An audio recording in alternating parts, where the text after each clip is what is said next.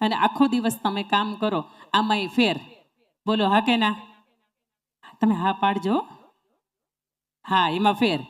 અને ઘરે સવારમાં આપણે ટિફિન લઈને નીકળીએ અને આપણે જય સ્વામીને જય શ્રી કૃષ્ણ જે તમે ધર્મને માનો છો, તમે એનું નામ લઈને તમને હસતા મુખે વળાવ્યા હોય અને આખો દિવસ તમે કામ કરો ને સાંજે તમે ઘરે આવો. બોલો આમાંય ફેર હા કે ના?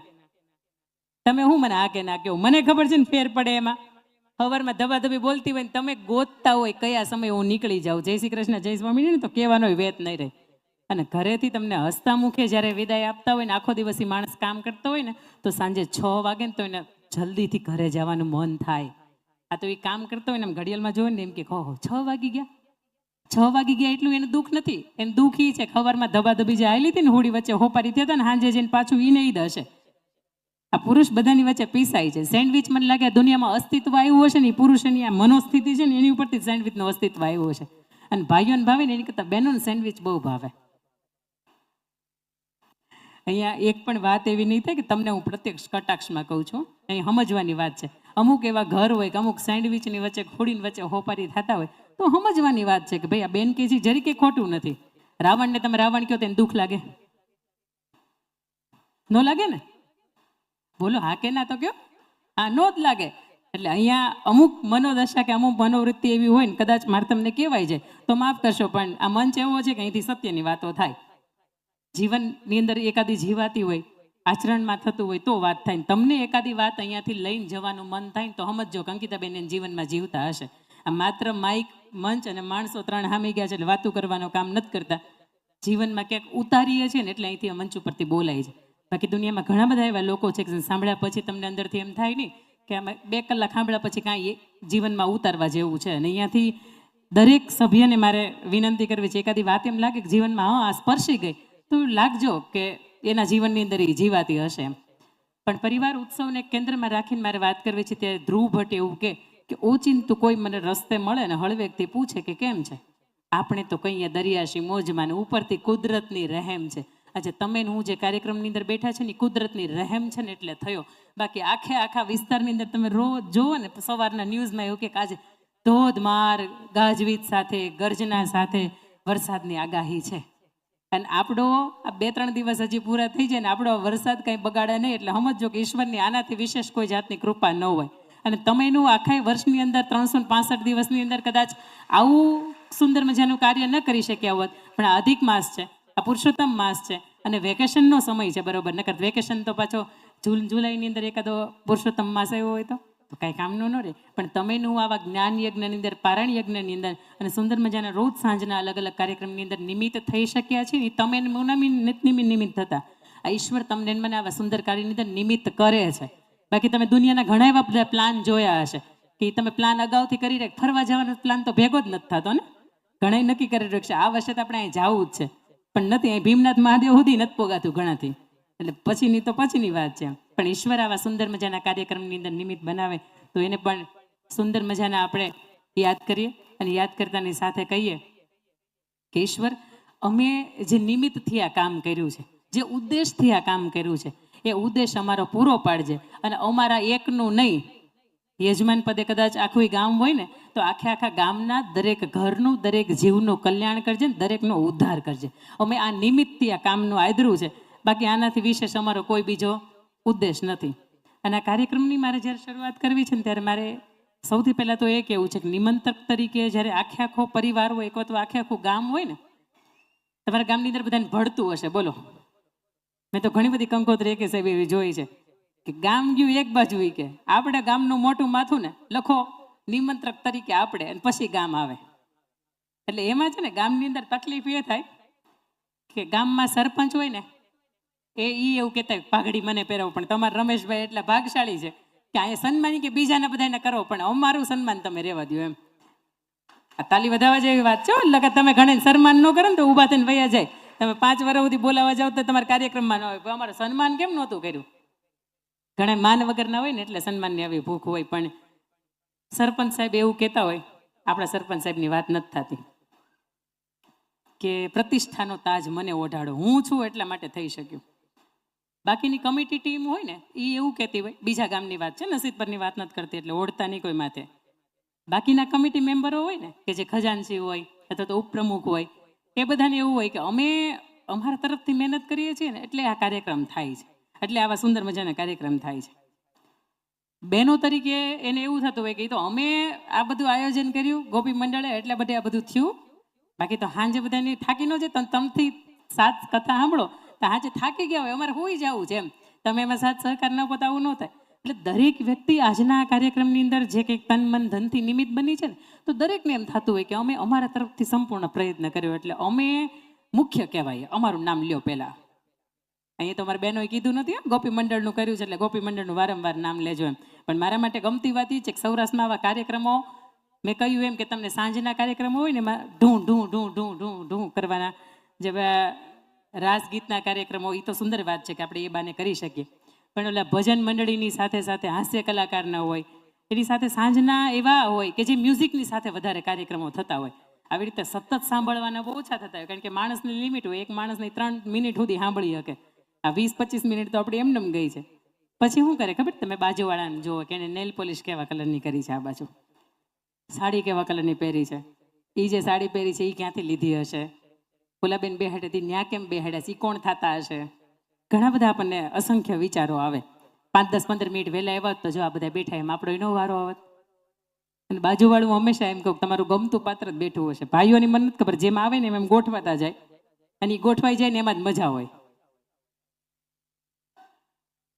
આપણે 26-28 પગી જાય અને ગોઠવાઈ નહીં, ભાઈ ક્યાં જવું પડે, બજરંગ દળમાં ભરતી થવું પડે હશે. એ સાહેબ બરોબર છે ને આ વાત. પણ અહીંયા અમારું ગમતું પાત્ર બરાબરનું બાજુમાં બેઠું હોય અને પછી એમ સાંભળીએ ને એમાં એ સાંભળવામાં અમને મજા આવે. એક વખત તમારું બાજુવાળું બેઠું છે ને એને જોવો તો, એને મોઢું જોવો તો, જોવો ને તાર છૂટ છે, વાંધો નહીં, હું તમારે સામું નહીં જોઈ લ્યો. તમારી બાજુમાં જે બેઠું છે ને પહેલાં એક વખત એને જોઈ લો. તમારું ગમતું જ બેઠું તો તમે સાંભળો, ને કે તમે આગળ વયા આવો ને કાં તો હાવ છેલ્લે વયા જાઓ. મારી બેનપણી કે પાછળ છે પણ એને એટલું જ સંભળાય, અહીંયા આપણને એટલું સંભળાય એમ. પણ ઈશ્વરની કૃપા છે આપણી ઉપર કે આવા સુંદર મજાના કાર્યક્રમોની અંદર તમે ને હું નિમિત્ત બનીએ છીએ. આપણાથી કશું નથી થતું. એટલે કોઈ પણ વ્યક્તિ હોય તો ઘરે બા દાદા હોય ને તો એને એવું લાગે કે આ તો ઘર વર્ષોથી અમે ટકાયું ને એટલા માટે આ બધું હાલે છે.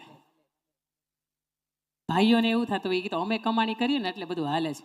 બહેનોને એવું થતું હોય કે અમારે 2-5 દી પિયર જવું હોય ને તો અમે વિચારીએ છીએ કે આ ખાવા ક્યાં જાય, એટલે અમે ક્યાંય જતા નથી.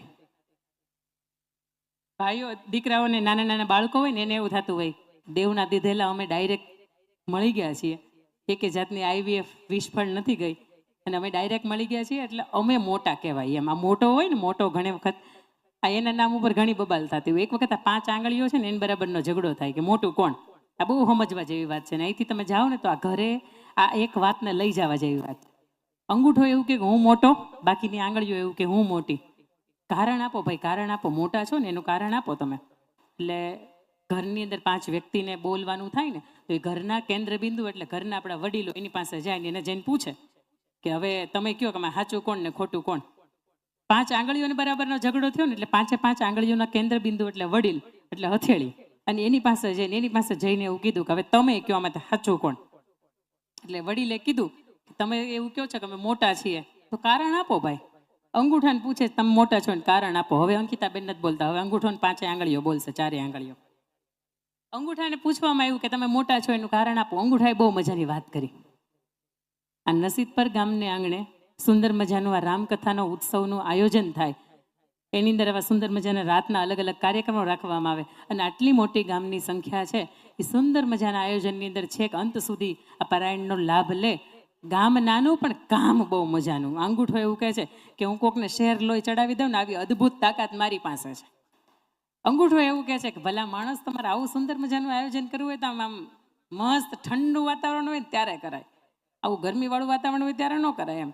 એટલે અંગૂઠો એવું કહે છે કોકને શેર લોહી ચડ્યું હોય ને હું એના કામના જઈને વખાણ ન કરું અને એના કામના જઈને કારણ વગરના દુષ્ગુણ ગાઉં ને તો એ માણસનું શેર લોહી ચડ્યું હોય ને એ ભાંગી જાય, અંદરથી ઉતરી જાય એનું શેર લોહી, એનો જે ઉત્સાહ હોય ને એ ભાંગી જાય.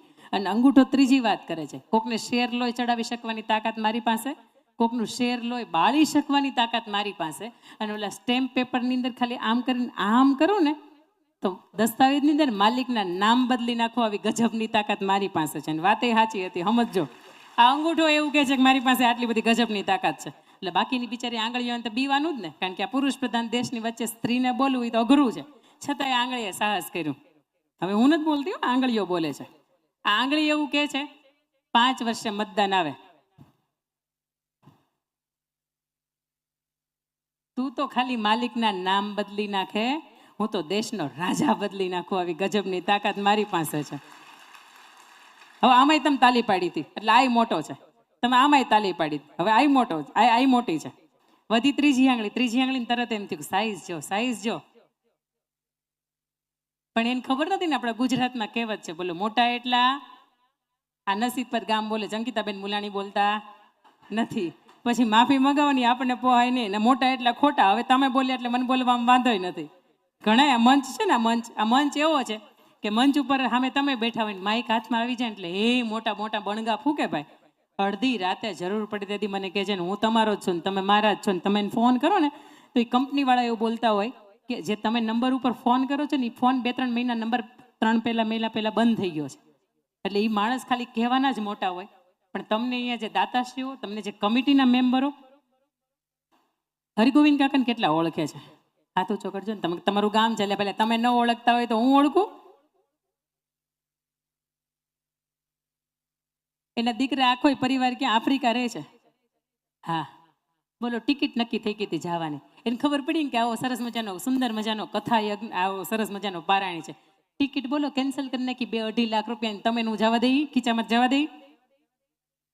આજનો આ સુંદર મજાના કાર્યક્રમ તમારા માટે કેટલા મહત્વના છે એટલે સમજી શકાય. જે માણસ વિદેશ જવાની પોતાની 2-2.5 મહિનાની 2-2.5 લાખ રૂપિયાની ટિકિટ કેન્સલ કરી નાખતું હોય એટલે સમજી શકાય કે આજના કાર્યક્રમો કેટલા મહત્વના હોય. પણ આને મોટા કહેવાય દિલથી. અને આ વ્યક્તિ એવું ત્યાંથી આવીને કહે ને કે અંદર તમારે અડધી રાતે કામ પડે ત્યારે મને કહેજો, હું ઊભો છું સાહેબ, આને મોટા કહેવાય. અને અમે વિશ્વની ઘણી બધી સંસ્થાઓની સાથે જોડાયેલા, પણ અડધી રાતે કોકનો 3 વાગે ફોન આવ્યો હોય ને તો એ માણસને તો ઊંઘ ઉડી જાય, પણ હારે એ ફોનની કથા સાંભળ્યા પછી અમારી ઊંઘ ઉડી જતી હોય. આવો માણસ હોય ને એને દિલથી મોટો કહેવાય. આનું ખોરડું કદાચ ભલે નાનું હોય, આનો આવકારો બહુ મોટો હોય, અને આને ખોરડે તમે જાઓ ને તો તમને અંદરથી ટાઢક વળે, તમને એમ થાય કે નહીં એ માણસના કામ બહુ બરાબર ના. બાકી માણસના વખાણ થાય પણ ક્યારે ખબર? મરી ગયા પછી. માણા બહુ કામ ન હતો પણ વયો ગયો પછી આખી જિંદગી બિચારો ઘાઈ ગયો તારી હાટુથી, સમાજ હાટુથી. પણ કોઈક મરી જાય ને પછી વખાણ કરવાને, હું તો એમ કહું છું એની કરતાં બેટર છે કે બિંદાસી માણસ જ્યારે તમારા સામે આવે ને તો એને દિલથી એમ કહો કે નહીં તમારું આ કામ છે ને ખરેખર એને દોસ્ત મારા વંદન છે. આવા હોય ને એને મોટા કહેવાય. ત્રીજી આંગળી એવું કહે છે કે સાઈઝની દ્રષ્ટિએ હું મોટી, પણ એને ખબર નથી કે મોટા એટલા ખોટા. એની પછીની વૈધી આ આંગળી, આ સમજવા જેવી છે. 5 આંગળીઓની વાત છે ને, બહુ તમને જલ્દીથી સમજાશે. ચોથી આંગળી વૈધી. ચોથી આંગળી એમ કીધું મોટી તો હું છું. કારણ આપો ભાઈ, કારણ આપો. બધાને કારણ આપવાનું, બધા વ્યક્તિએ કારણ આપ્યું. એટલે આ આંગળી એવું કીધું. અંગૂઠાએ શું કીધું હતું? જમીનની અંદર કે દસ્તાવેજની અંદર માલિકના નામ બદલી નાખો, આવી ગજબની તાકાત મારી પાસે છે. આંગળી એવું કીધું દેશનો રાજા બદલી નાખીશ. આંગળીને તે ખાલી કહેવાના જ મોટા હતા. એની પછી આ આંગળી એવું સુંદર મજાની વાત કરે છે, દેશનો રાજા બદલાય પણ જ્યાં સુધીની શપથવિધિ ન થાય, જ્યાં સુધીની તિલક વિધિ ન થાય, ત્યાં સુધીનું કામનો શુભારંભ થાય નહીં. એટલે તિલક કરું ને એ હું આંગળી છું, એટલે હું સૌથી મોટી કહેવાય. કારણ કે તમે કોઈ પણ વ્યક્તિ આવે છે, તમારા મહેમાન થાય છે તો એને તમે તિલક કરો, અથવા તો કોઈ પણ વ્યક્તિ એનું શુભ કાર્ય કરવાની શરૂઆત જ્યારે કરી રહ્યો હોય ને ત્યારે તમે એનું તિલક કરો, પછી એની વિધિ થાય. હમણાં બંગાળની અંદર આપણે આખી સીટ આપણી આવી ગઈ, ચલો, પણ જ્યાં સુધી તિલક વિધિ ન થાય ત્યાં સુધી એના સીએમ સાહેબ થોડું કંઈ કામ કરી શકે. અને એના પછીની વધી ટચલી આંગળી. ટચલી આંગળીને એવું થયું કે બાળકની જેમ હું કદાચ કહું અઠે ગઠે, જો હાલી જતું હોય તો આપણું હાલી જાય, આખો દેશ હાલે છે તો આપણું શું ન હાલે? અઠે ગઠે. અને ટચલી આંગળીને એવું થયું કે બાળકની જેમ હું કહી દઉં, કારણ કે નાની ને, સૌથી નાની એટલે બાળક, એટલે છેલ્લી ટચલી આંગળી. પણ તમે જુઓ, તમારી આમ મુઠ્ઠી બંધ કરો તો, મુઠ્ઠી બંધ કરો, બધા જ તમારી આમ મુઠ્ઠી બંધ કરો તો કરી કચકચાવીને. હા, હવે તાકાત તમે જોઈ, તમે કરો, બધા કરો. આજ હું કહું એ તમારે બધા કરવાનું છે. તમે કેમ હજી બેઠા છો? તમારે બધાને મુઠ્ઠી આમ આમ કરવા, ન કરે ને એને બાજુવાળાને હમ. હા, હવે બરાબર ને આમ દબાવો, આમ કોકને મારવાની હોય ને આવી રીતે દબાવો, ઉપર ઉપર રાખો, ઉપર રાખો. હા, હવે તમારી મુઠ્ઠીને તમે તાકાત જોઈ. હા, હવે ટચલી આંગળી એક બારી કાઢી નાખો આમ. હવે દબાવો. તમને એવું થાય છે કે ભેગું થયું, એમ વિખાઈ ગયું. એટલે ટચલી આંગળીને એવું થયું કે હુંય મારી તાકાત છે ભાઈ, તમને જેવો અનુભવ થયો ને હુંય કહું કે મોટી હુંય છું, મને તાજ પહેરાવો, મને સરપંચ સાહેબ કયો ભાઈ નાના છે એમ દેખાતા નથી 2 ફૂટના, એટલે વળી તમે અમને ગણતા નથી. ઘણા હોય ને બિચારા હાઈટમાં ન હોય એટલે આખી જિંદગી સાંભળે કે ભાઈ તારી પાસે હું છે, હાઈટ નથી તારી પાસે હોય હું. પણ એ ટચલી આંગળીની અંદર કૃષ્ણ પરમાત્મા એ ટચલી આંગળી એવું કહે છે કે ઇમરજન્સીમાં કોઈ કામ ન લાગે ને તેથી અમે લાગીએ. તમે સમજો ને નહીં. હા એ હું ચોખવટ કરું પછી તમને ખબર પડે. બોલા તમે ડીમ લાઇટ છે, નસીબ પર ડીમ લાઇટ છે.